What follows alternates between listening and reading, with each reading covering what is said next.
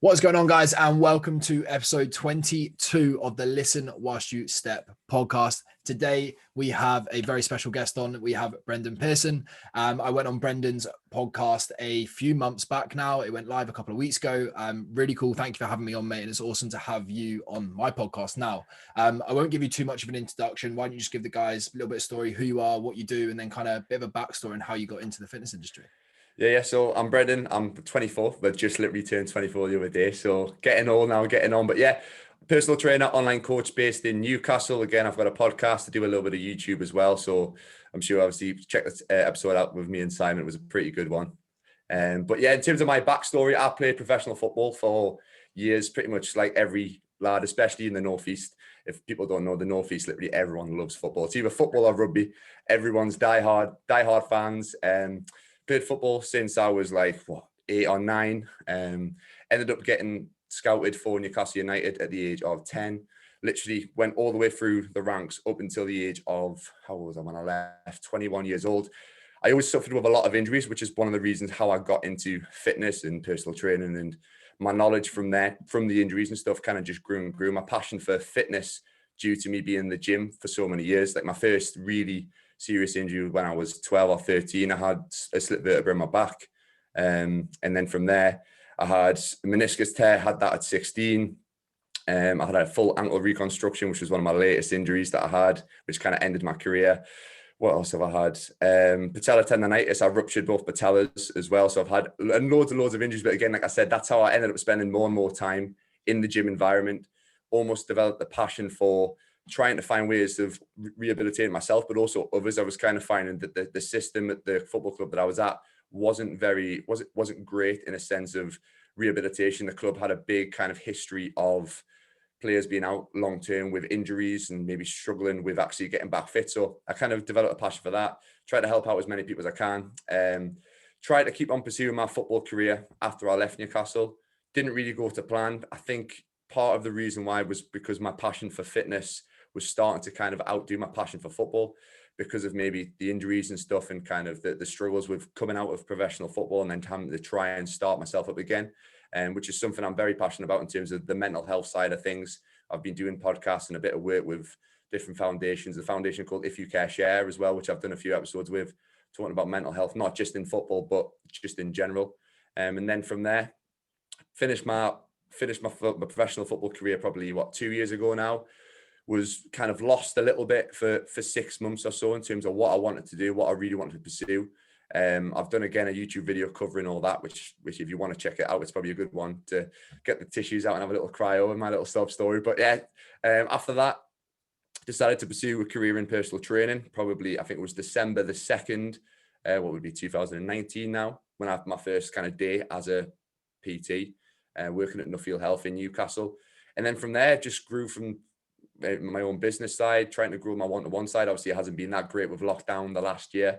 Then branching into online coaching, obviously speaking to guys like yourself, trying to learn a little bit more knowledge, wanting to try and push the online coaching side as well. Client base is slowly growing. Delving into the podcast, obviously my podcast process, which I've had some great guests on, been lucky enough to speak to some great men and women.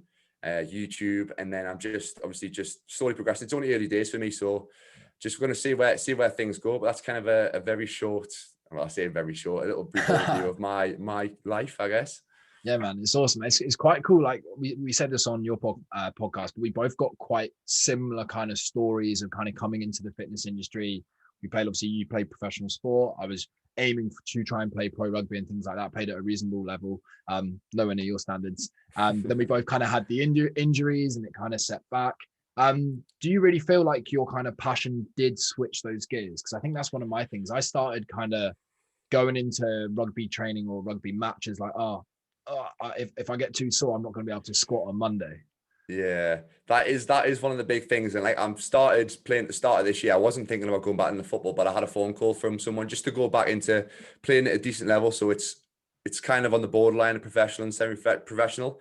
But that's what I've kind of found. Like, it's impacting on my training in the gym. Like, obviously I've had knee injuries and stuff in the past. Like, they're starting to like flare up again because of the impact of training. And we train on, I'm a goalkeeper as well in football. So I'm diving around up and down a lot of plyometric stuff. So there's a lot of stress going through my tendons and ligaments and stuff. And I'm finding obviously that's affecting my training, and obviously also in terms of it's like late nights, long trips away, which can obviously impact on my business side as well. So there is that aspect where, you know, when you start developing a passion for something else, there's kind of everything else in your life, you want it to kind of complement and support that passion and push you that way. So when you've got something that is maybe not so much pulling you down, but something else that maybe is holding you back from progressing and putting everything into your true passion, then that is probably what kind of just slowly flipped that switch over to me wanting to really pursue my fitness over my football career.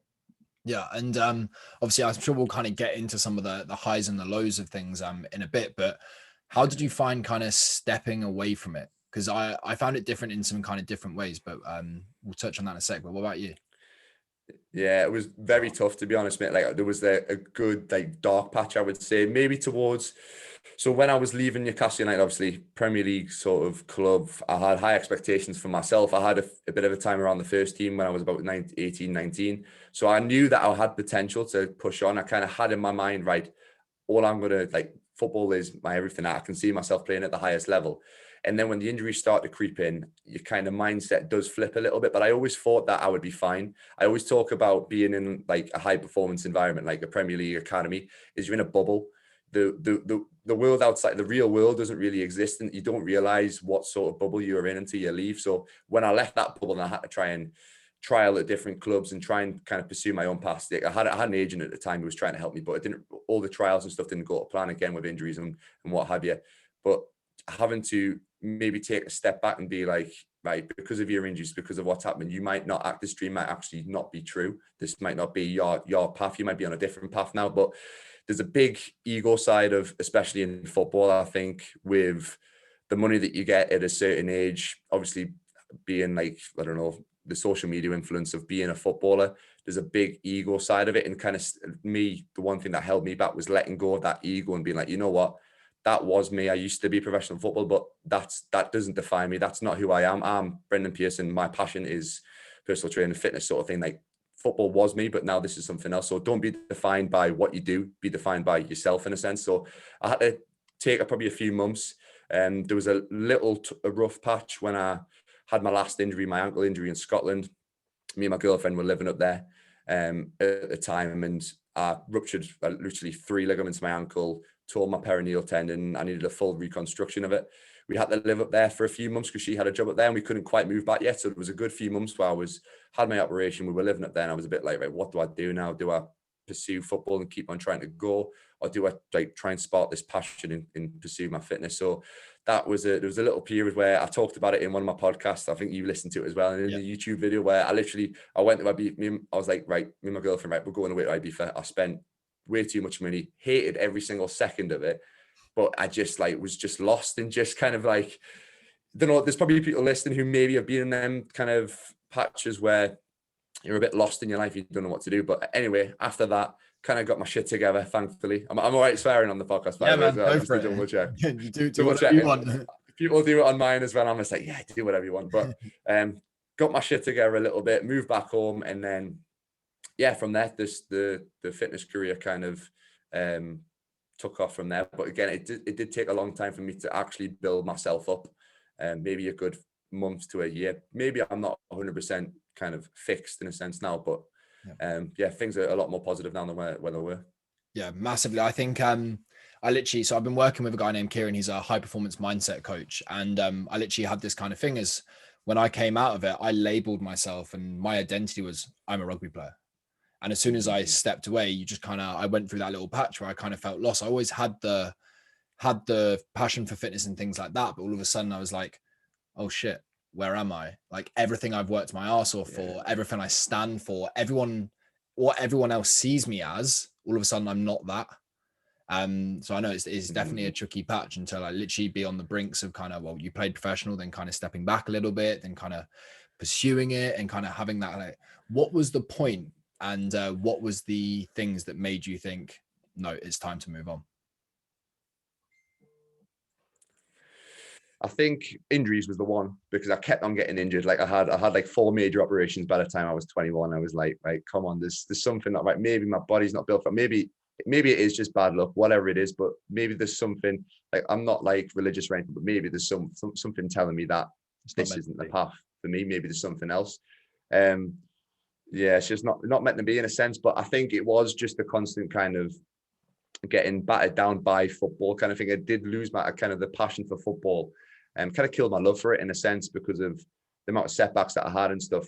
But the one thing that kind of kept me going through it all was fitness, was the gym, was that routine. Like I probably trained way too much when I was in full-time football. It kind of like obviously probably prevented me from recovering from some injuries, but it was just because I was passionate about it and that's what kept me going. So it was probably just that a slow process. Like I remember when I did do my ankle and I was in Scotland before my operation, I would just get up every single day at like 5:30, 6 o'clock, go to the gym before I would go to my physio. Like the physios and stuff didn't know I was doing it, but that was the thing that kind of mentally got me going. And I was like, why don't I just, this is my passion. Why can't I just pursue a career in it?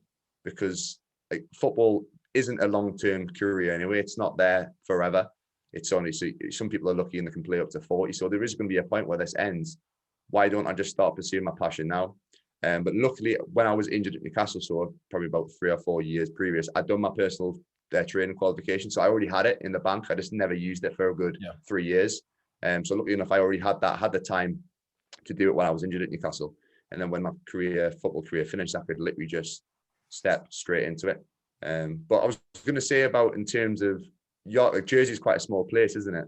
Yeah, big time.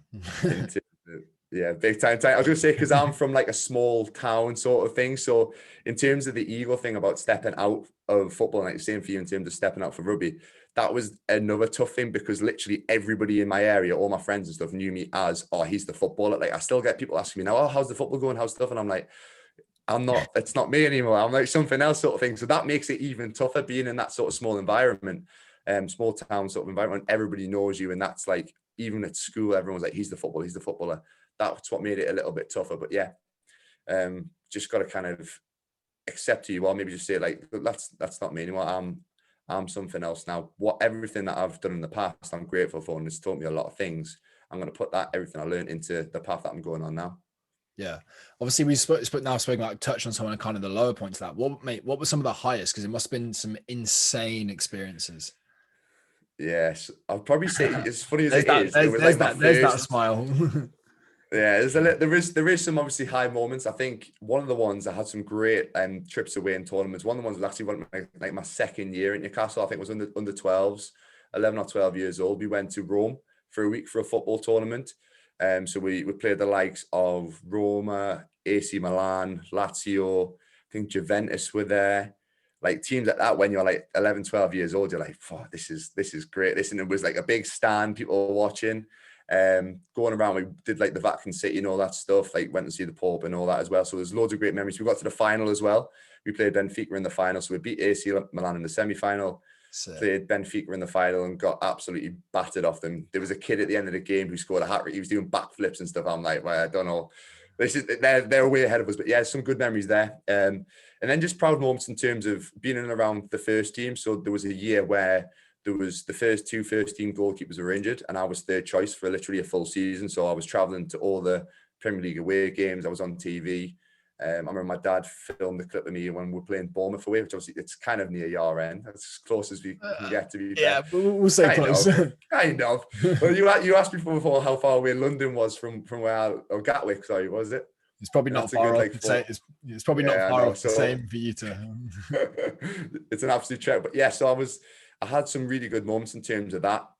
And my dad and my family, they're massive Newcastle United fans. So it's kind of a childhood dream. And my dad's always been really proud of me, whatever I do. And he's proud of me what I'm doing now. He tells me all the time, like, look, I was proud of you when you played football. I'm proud of you for what you're doing now. So that was one of the main things, just making my family proud, because a lot of people don't realize how much effort the parents put in for where we live. It's like a 45-minute drive to training every single day. So we would train like 4 or 5 days a week, even when I was in school. And then obviously the first year where I couldn't drive, my mum and my dad would drive me to football before I could pass my test. So there's a lot of effort that they've put in for me. So just obviously making them proud was a big thing for me as well. Yeah, it's absolutely huge. A lot of people don't realize how much for me, like literally every other week I had to fly to the UK. And if my parents couldn't fund that, or I was lucky, there was me and a mate like Johnny, who's now like what coaches and works with me. Literally, like luckily, our parents, one of them would come one trip and the other one would come the other trip. But don't even want to know how much money it cost and how much time they took out. And like I said, I'm so thankful for it. And it's amazing that your dad's like so supportive of what you're doing now, because he was massive into his footy as well, wasn't he? Yeah, he played like lower league kind of thing, but he's mad into it. He's still coaching now. Like him, and my brother literally could sit at the weekends and watch football all weekend. I'm not so bothered kind of thing. I was never like big into watching football. I just love playing it. I love the competitive side, but they're like, yeah, they're mad. They're 24/7 football, 24/7. Yeah, mate. So I was exactly the same as you. Like I loved playing rugby, even when I played tennis when I was younger. But sitting and watching, I'd be like, oh, fuck off. It's just like I don't know. Some games that I get excited. Like there's been games I've watched and I'm like, oh, this is great sort of thing. But sometimes I'm just like, it's just not the same. Like when you're on the pitch, to be fair, being a goalkeeper is kind of like watching football. But never been a big one. I used to get told off when I was at Newcastle for like, oh, hang on, mate.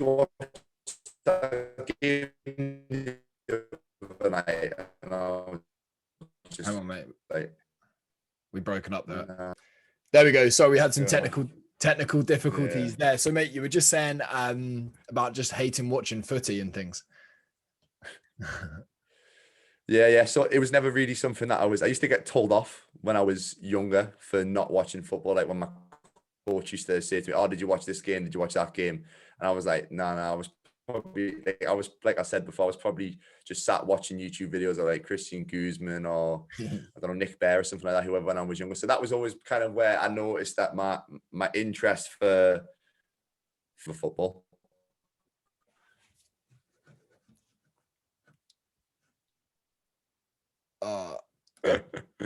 Some serious technical difficulties. Yeah, mate, honestly, I spend half my life watching YouTube videos. It's crazy. It's crazy. I was exactly the same. So you were saying just before, like, you used to get told off like standing in goal and watching the game. Well, yeah, it was just in terms of like when you're watching the game kind of thing, it's a little bit more, you're a little bit more engaged than actually watching it. I was saying in terms of comparing it to me actually just watching the game on TV, like being on the pitch and being involved in the game. I was so like focused on it. I don't know if it was specifically like, I feel like I could have played, I don't know, rugby. If I had a passion for rugby and like that would have been enough. I probably wouldn't have been interested in watching it, but it's the same sort of thing. Like any sort of competitive environment, I was just like, I was in it and I wanted to win. Like I used to, when I was young, I was one of the kids who used to cry off when they used to get beat sort of thing. So it was never, it was always like inside me, like, and I hated getting beat. I hated not being good at something. I think because I was good at football and then I was a goalkeeper, so I was quite tall when I was younger. So that's why I got chucked in goal. I was always good at it and better than other people. So that's probably why I went down that route of pursuing football. I think I just wanted to be an athlete overall, whatever that was. I love the process of training through the week, doing your gym work, preparing for something on a Saturday or a Tuesday night or whatever it was. I love that process rather than like just purely being a footballer. It was just that lifestyle of being an athlete. I think that I loved. Yeah, I was exactly the same, mate. I love progression. Progression doesn't matter what it is. Like this, the thing was why I think I said this, and I was like, I hated school. I did okay at school, but it was like you work your ass off all year to do one test at the end. You like pass your UFL. With training, with the gym, with becoming an athlete, training like that. If you do the work, you see results, you see progression every single day, every single week, and it gets like addictive. And it's nice to see that progression as you kind of get going. Here's an interesting question: do you hate to lose or do you love to win? It's a tough one, that isn't it? It's a tough one. I think I'll probably say love to win now because I've learned that losing isn't really a bad thing. Like failing at something is not a bad thing. You just learn from it. Like I think when you have that many like sort of failures or losses in your life, you learn that like the lessons rather than actual like when you were younger, like I said, I used to go off crying in the corner sort of thing. If we get beat, you just learn to kind of, you become a lot more resilient to stuff. So yeah, once you get that, flip that mindset over and end up like learning that, like learn how to enjoy the whole process and learn to celebrate those successes as well. I think that'll help you long term. But you're probably similar to me in terms of like coming from the sport and background as well. Yeah. You were on about in terms of the effort that you put in, the kind of for you it was rugby, for me it was football. When you're in that environment, the effort that you put in on yourself, it does come and show on the pitch, which is probably why we've transferred it so well into what we're doing now. Well, you obviously smashed it. I'm getting there. I'm at the start of my journey sort of thing. So there is a flip side, which is why I think a lot of athletes who have kind of been doing it for years do transition really well into the sort of business, self-employed, online coach sort of thing, because the effort that you put into your business and your whatever it is that you're doing, you get the results. Like there's no one else to kind of rely on. It's all on you. So there's probably a big transfer in terms of that as well. Yeah, it's having that like mental drive and being able to hold yourself to high standards consistently, because anyone can put like, let's say like, as an online coach, it's literally your job to post on social media. It's literally your job. Yeah. So many people can go, I post for 2 weeks and they stop, and it's exactly the same with your fitness career or training for football. If you go to training for 2 weeks and then don't train for a month, like you're never going to get to where you want to be. You've got to be ruthlessly consistent, even with the setbacks. And I think that we can kind of relate that. I think literally anything can relate to fitness. Like look at your football career. You worked your ass off. You had your game. You got injured. You had a setback, but you kept fucking grinding. And it's exactly the same. You've had that in your like fitness career now. You stepped away from the football. You worked your ass off to get things to where you want. You've had a setback. It's been lockdown, but you haven't let it. You know, you're like, right, I'm going to do some online. Dabbled in that, and it's just having that mindset. Just be fucking relentless and keep going, keep going, keep going, keep going. 100%. Freaking, it's. I find the passion, fitness will always be my passion, but when you get into kind of business side of it as well, it's super fascinating. I find because there's a lot of psychology involved in it as well, and even coaching, like 100%, learning how people tick. That's the thing that fascinates me the most. Yeah, I'm big into like people's mindset and stuff like that. And people sometimes look at like the top athletes or top businessmen or whatever it is. Even people like us, like people like ourselves. So thing, like how do you stay so consistent, which is a big thing. Like consistency is one of the biggest things that I try and preach with everything, with your business, with fitness, any sort of goal that you have. You've got to be consistent. Like they say, like, oh, how do you manage doing YouTube, a podcast, posting every single day on Instagram, then doing PT on top of it, sort of thing. It's just kind of like you just learn to do it over time. And the more things that you can kind of fit into your routine and your daily schedule, the kind of more becomes the norm. Like the kind of more setbacks and stuff and harder times and the more resilience you build, the more normal it becomes, which is why like same for yourself, like a lockdown, like doesn't really affect you too much. It's kind of like, right, we're just, that's that. I can manage that sort of stuff later and I'll focus on this now and just keep on building from there. So it just takes time. I think with anything, with any business or anything that's to do with yourself, it just takes time and patience and just being consistent with it and keep pushing. I think the biggest thing that's kind of come out of this whole lockdown for me is a lot of people say yes and no. I don't think it should be ever yes and no. It's push and pull. It's push and pull. There's going to be times where something has to take a back seat and you have to put your priorities maybe somewhere else, but it's never yes and no. Because if you say yes and no and you neglect something, then that's when shit comes back to kind of bite you, or you end up saying no to it and you'll never get something, whatever that area is, back. So yeah, I think that's absolutely huge of people. Just slowly starting to kind of wrap it up, man. I'm interested. What's the best player you ever played against or trained with? Oh, I would say Hatton Ben Arthur. You heard of him?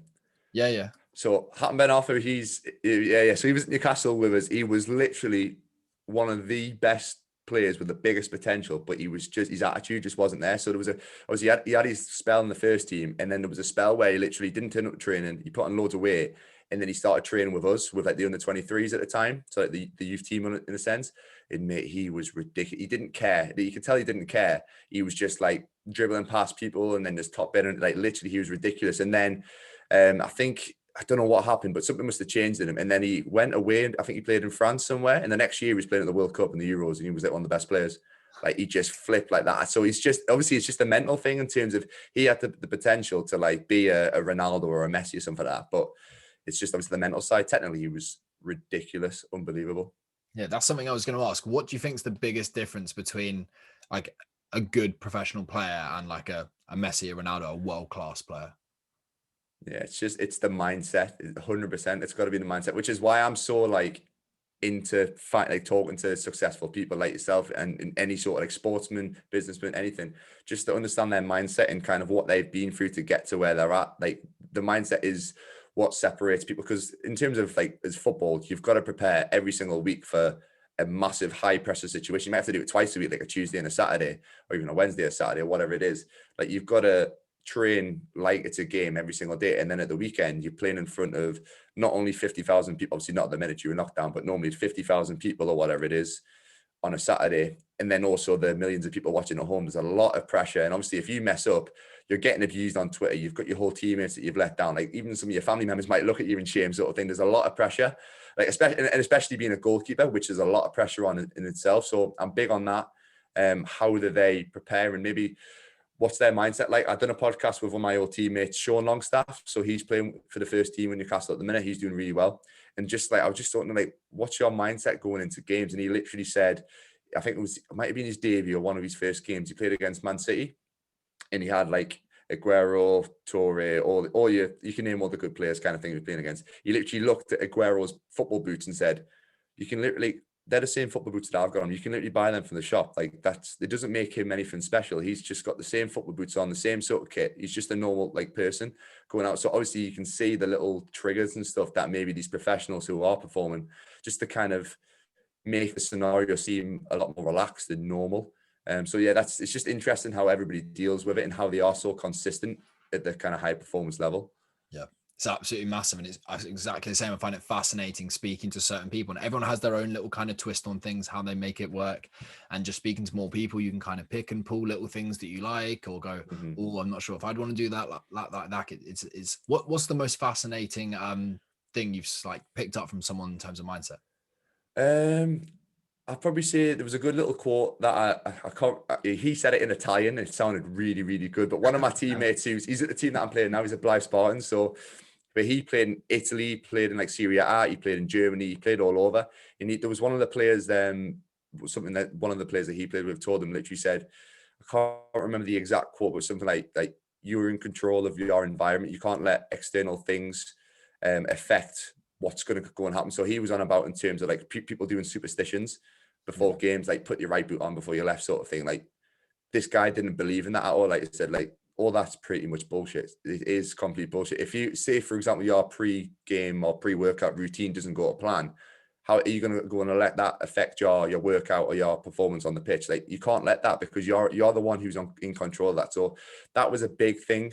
And I think there's probably obviously a lot of other professionals that will have that sort of mindset in terms of like, it doesn't matter what happens. Doesn't matter if, like, say the bus is late to the game and you turn up, you can't warm up properly. In terms of like a workout, you might not maybe sleep as good the night before. You might only get 6 hours sleep, which isn't ideal. But are you going to let that affect your performance and kind of ruin your whole day? No, you just got to deal with the scenario that you've got. But yeah, that kind of stuck in mind. If I wish I could say the quote in Italian because it sounded really good. But it's the Chris Factory podcast. If anybody wants to go and listen to it, but he's got some really good, interesting story. To be fair, really interesting. Yeah, that's massive. One that stuck with me. Have you watched much of Tony Robbins stuff? I've watched a little bit. You know what? My dad, I didn't realize, but when I was younger, my dad used to listen to these tapes all the time when he was driving us to football. I'm talking when I was like 9-10 years old. So I didn't have a clue.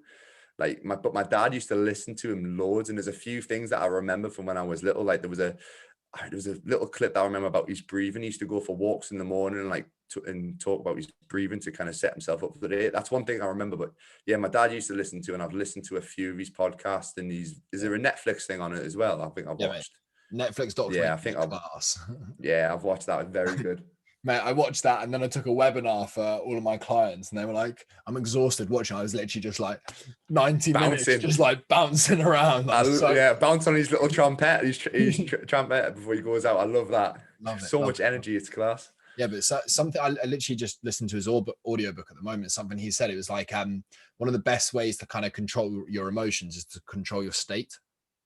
So like, if you feel down and you're sat like slumped down, head down, yeah, you're going to feel down. Automatically, if you just change your state, you stand up, you talk loud, you chest out, you can automatically change your emotions with your state. Obviously, it takes a lot of practice and things like that, but that's something that really stuck with me. I only heard that like 2 weeks ago, but I think it's a fucking good one. And it's something I've actually done like subconsciously when I feel tired, or let's say you're dieting, for example, you're getting lean, you're like, oh my God, I'm fucked. You just stand up and you go, fuck that, I'm not. Let's get this shit. It's just, that's a real big one that kind of stuck with me. Mate, honestly, thank you so much. Right. One thing I do with everyone, 3 tips for someone to absolutely crush 2021. Routine. I'm big on routine. I love my morning routine. I don't know if you see me. I'm a cold shower guy. Get up, make your bed, hydrate, cold shower. Love that. I do a little morning journal as well. I've been doing that since kind of when I left football. I started it That's been massive for me. I did the 6-minute diary originally, and now I just do a little journal, 3 things I'm grateful for, and then like a little positive affirmation, or I don't know, if there's something that I need to remember, I'll write it in there. So I'm big on routine. I think just getting active, 100, like whatever it is, like even if it's just going for walk, whatever your kind of stage that you're at, whether it be trying to compete for a competition or just going for walk, like exercising, getting out in the environment, especially in terms of if we're being in lockdown. Obviously, I don't know, the situation is slightly different for yourself, but lockdown, get yourself out and about. That'll not only help you, your energy levels, but also your sleep as well. And I think just, again, that we talked about in terms of changing your mindset into trying to think more positive and don't see like a loss as a failure, just see it as a lesson. So that's the thing that will come with time, but changing your mindset and trying to be as positive as possible. Yeah, I think that counts as 3. Yeah, I'll take it. We'll take it. Yeah. I always say to my clients, your transformation is like a house. Okay, you've got your three kind of pillars. You've got training, nutrition, mindset. Everyone forgets a house without a roof is pretty shit. Okay, Yeah. your roof is your lifestyle, because you've got to be able to fit those three into your lifestyles. You're never going to be able to stay consistent. If we don't stay consistent, you don't get the results you want. Okay, but then also you can't build a house without foundations. Your foundation is sleep. Okay, so one of my big ones is just sleep. Get 7 to 9 hours of good quality sleep. You do that, everything else becomes easier. Okay, mate, honestly, thank you so much. I want to just let everyone know where they can find you and connect with you into your podcast. Yeah, I was going to say, Instagram's the main thing I'm on. So at Brendon Pearson Fitness, literally all the links are on there. So my podcast is called Process. It's on Apple, Spotify. I put them on YouTube as well. YouTube, just literally type in Brendon Pearson. It should come up. There might be some horrendous interviews of me at the football club that I'm at the minute. So just skip past them, skip past all the goals that are going past us and just go to the fitness channel. Apart from that, online coaching, one-to-one personal training. If there's anybody listening who's in Newcastle area, drop me a message, and that's pretty much everything, I think.